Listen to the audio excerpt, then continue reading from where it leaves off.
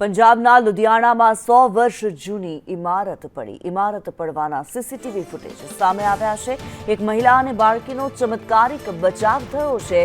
ઇમારત પડતા મહિલા બાળકીને લઈને ભાગી હતી. કાટમાળ પડે તે પહેલા જ બચવામાં તે સફળ થઈ.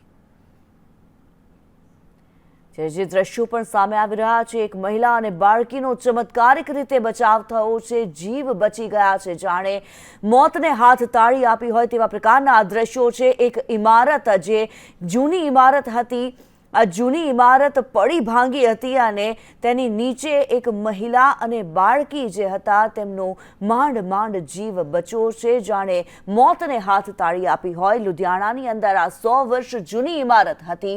આ મહિલા અને બાળકીનો આબાદ બચાવ થયો છે. ઇમારત પડવાના સીસીટીવી ફૂટેજ સામે આવ્યા છે. પંજાબના લુધિયાણાના આ દ્રશ્યો અમે આપને બતાવી રહ્યા છીએ કે જેમાં એક 100 વર્ષ જૂની ઇમારત પડી ગઈ અને આ ઇમારતના કાટમાળ નીચે દબાતા આ મહિલા અને બાળકી રહી ગયા છે. આ બાળકી અને મહિલાનો આબાદ બચાવ થયો છે. ચમત્કારિક રીતે બચાવ થયો છે તેવું કહી શકાય, કારણ કે એક સેકન્ડની પણ જો ચૂક થાત તો કંઈ પણ થઈ શકે.